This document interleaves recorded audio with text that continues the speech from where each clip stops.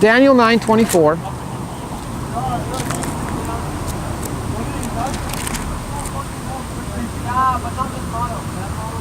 Okay, so 70 weeks are decreed for your people and your holy city to finish the transgression, to put an end to sin, and to atone for iniquity, to bring in everlasting righteousness, to seal both vision and prophet, and to anoint a most holy place. In verse 26,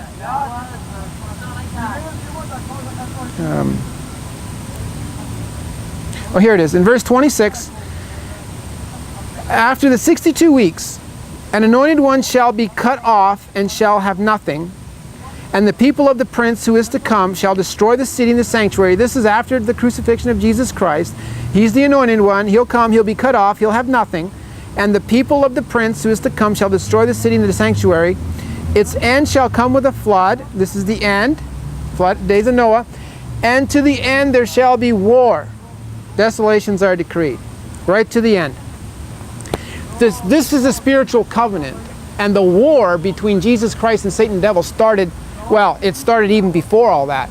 However, the covenant between God and man is spiritual now, and it started after the crucifixion, the resurrection of Jesus Christ.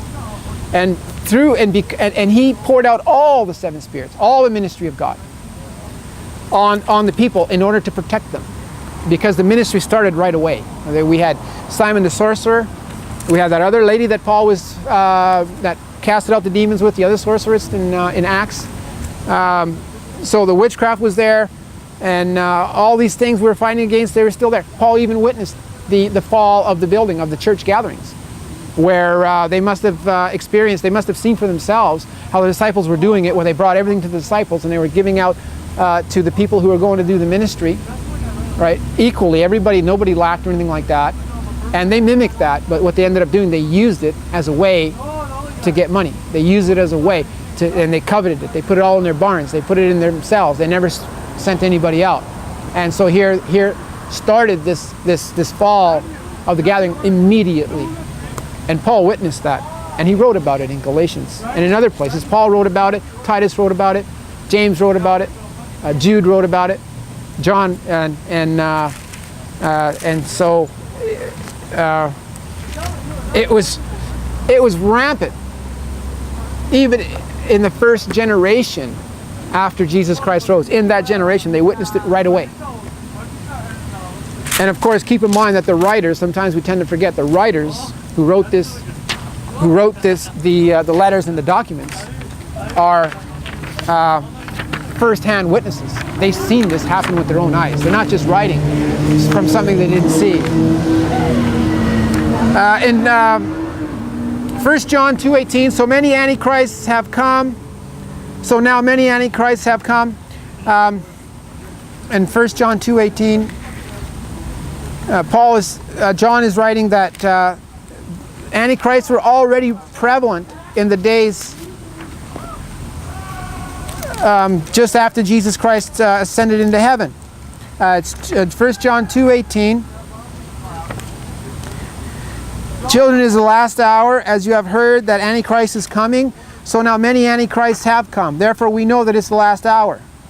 They went out from us, but they were not of us, for if they had been of us, they would have continued with us. But they went out that it might become plain that they are not of us. And this is definitely prophesying about the end time. And this is also speaking about the time when they were also being given up when they were doing their ministry, when Paul was doing his ministry. And they write about it. It's found in the scriptures. Some more verses.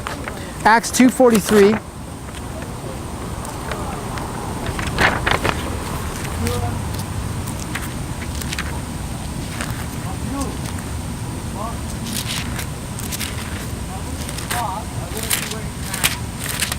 Acts 2:43.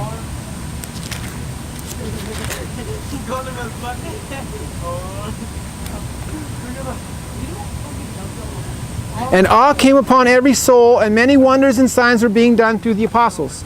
Many wonders and signs were being done through the apostles. See, that tells you it's the full ministry. The full ministry is out. John 14:28-26, Christ opened the seals Jesus Christ is on the throne. The Holy Spirit was sent out immediately. Here in John 14, 24 to 26, this is where Jesus says, I'm going to send you the helper. I'm going to send you the helper. Okay, in John 14, Jesus Christ says, but the helper, the Holy Spirit, he's speaking about the Holy Spirit. Okay, and that is the Lamb. He's speaking about the Holy Spirit, whom the Father will send in my name. He will teach you all things and bring to your remembrance all that I have said to you. He's talking to his disciples.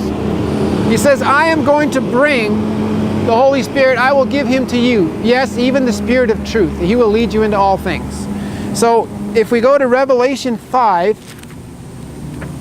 verse 6.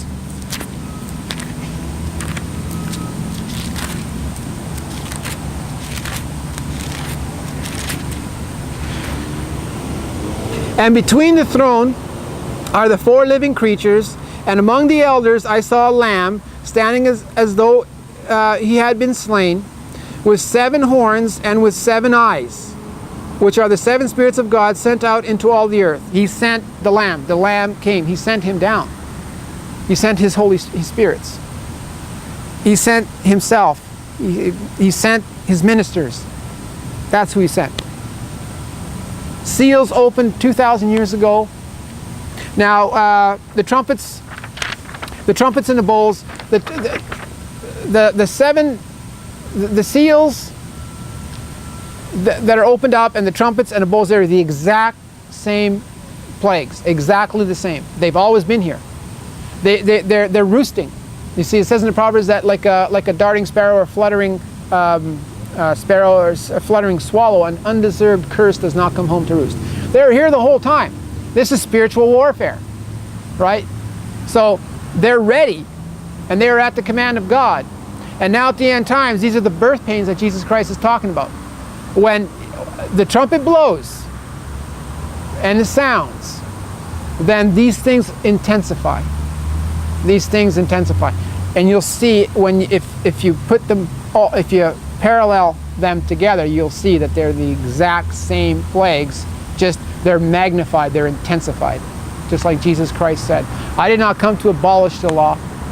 I came to magnify the law. You know, until the kingdom is ushered in, by no means will there be a dot or a tittle taken away from the law until all these things are accomplished. So I pray, I hope you were edified, and I just send you my warm greetings, my kind greetings, and I just pray that you'll continue doing what you're doing, and pray for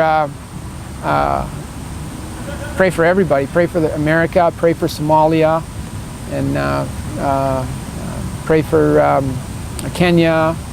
There's situations right now just devastated with God's judgments on this earth.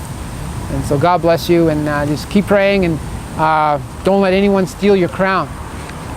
That's yours. Okay? God bless you. Jesus is Lord.